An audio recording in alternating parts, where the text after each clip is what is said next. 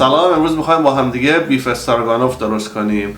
درست کردنش خیلی ساده است، خیلی هم سریع آماده میشه. بهتون نشون میدم الان که چطور درستش کنیم. روشن امروز میخواد تو تمام مراحل کمکمون کنه. تمام مراحل. مواد اولیه برای درست کردن بیف استراگانوف گوشت هست. میتونیم از گوشت گوساله یا گوشت گاو استفاده کنیم. قارچ، شیر، خامه، پیاز، آرد، جعفری داریم برای تزیین آخرش، سیر، کره، ساور کریم یا خامه ترش و عصاره گوشت و سس ورستشر.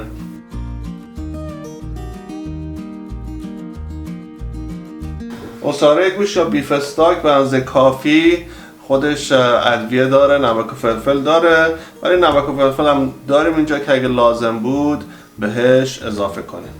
خب قارچ و پیاز و گوشتمون رو باید اول خورد بکنیم.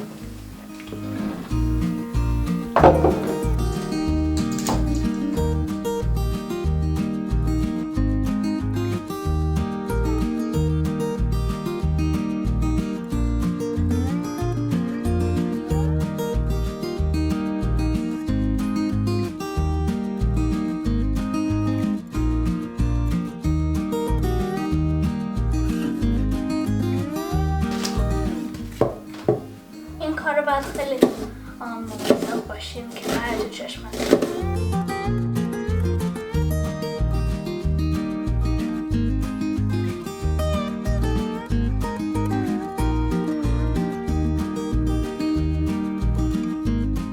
گوشت رو باید به اندازه مثلا 1 سانت در 4-5 سانت خوردش بکنید.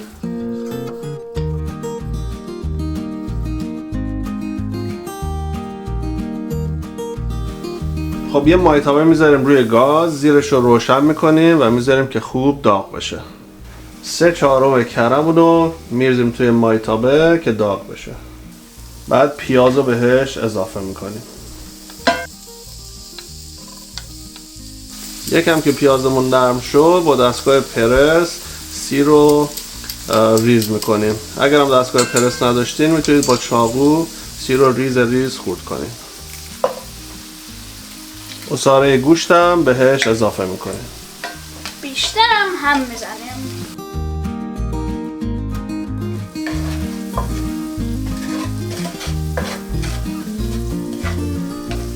عصاره گوشتمون که خوب مخلوط شد بهش گوشت رو اضافه میکنیم.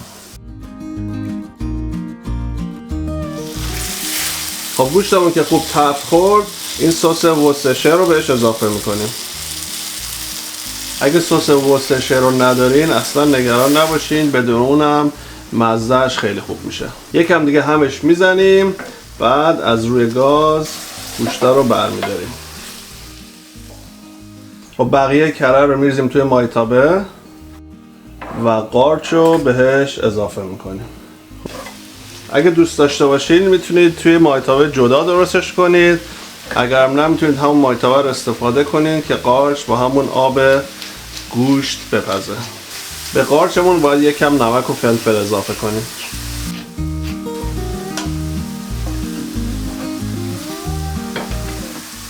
بعد گوشتمون رو دوباره به قارچ ها اضافه میکنیم.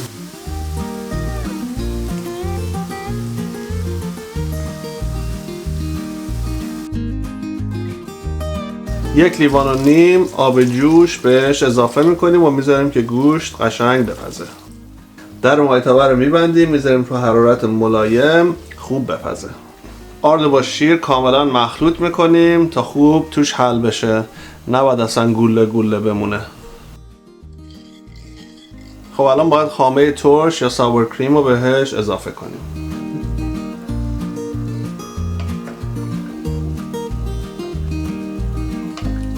خب ساور کریم رو که ریختین توش رو هم زدین یکم بچشید، اگه نمک و فلفل لازم داشت توی این مرحله باید بهش اضافه کنیم.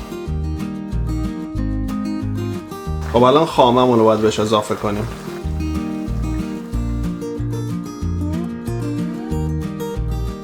تو مرحله آخر هم باید مخلوط شیر و آرد رو بهش اضافه کنیم که یکم غلیظ‌تر بشه.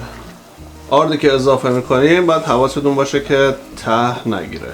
بیف استراگانوف آماده است.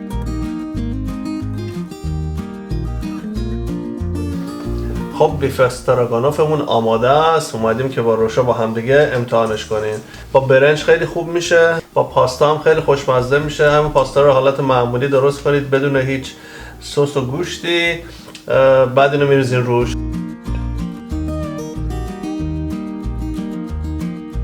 بستگی به سلیقه خودتون، هر جور که دوست دارید میتونید این رو تزیین کنید. اگه دوست داشته باشین از این چیپس های خلالی میتونید استفاده کنید. با گیشنیز و جعفری هم تزیینش خوب میشه.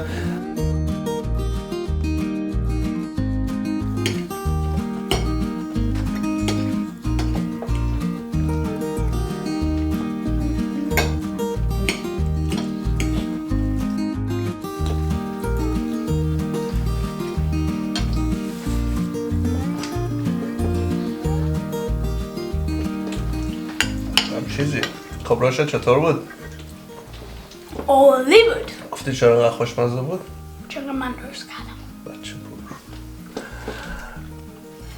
امیدوارم که این غذا رو درست کنید، از خوردنش لذت ببرین. خیلی غذای ساده و خوشمزه‌ایه، خیلی هم سریع درست میشه. هم میتونید با گوشت درستش کنید، هم با مرغ. حالا یه دفعه دیگه فیلم مرغش هم میگیرم، یه کوچولو با این دستورش فرق داره که اونم بهتون نشون میدم. لایک و سابسکرایب یادتون نره، ویدیو رو با دوستان و فامیلتون شیر کنید، برامون کامنت بذاریم، خیلی خوشحال میشیم. این دکمه زنگوله این پایین هم بذارین که ویدیوهای جدید رو سریع ببینین. تا هفته بعد، خداحافظ. پیس.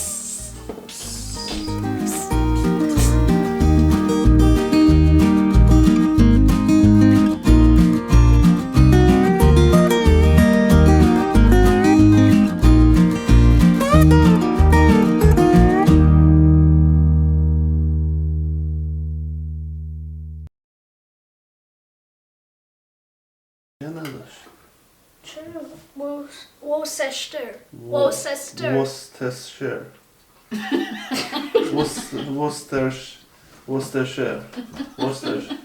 چی بود؟ Worcestershire.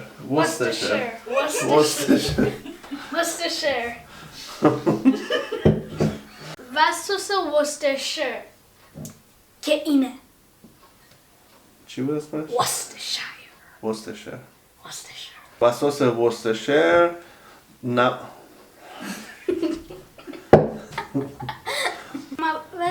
مواد اولی برای درست کردن بیف استراگانوف هست بیف استاک،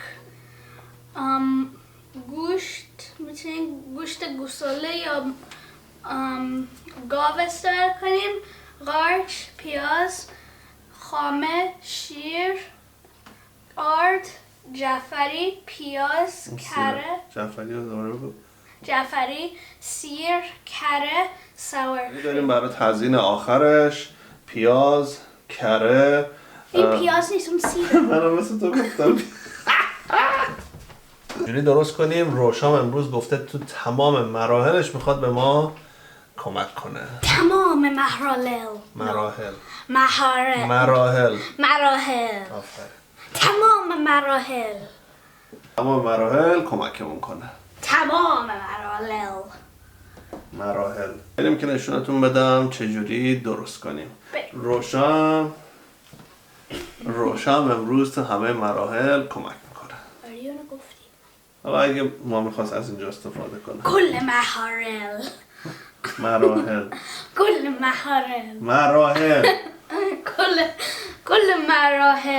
آفرین. خب بیا بگیر. نوبت گوشته. منم کمک میکنم چون که کل مراحل رو کمک میکنم. آره خوبه. روشم هنوز داره کمک میکنه. میدونم بابا همه. چون که کل مراحل رو دارم کمک کل مراحل رو دارم کمک میکنم. همشو با هم بریز. همشو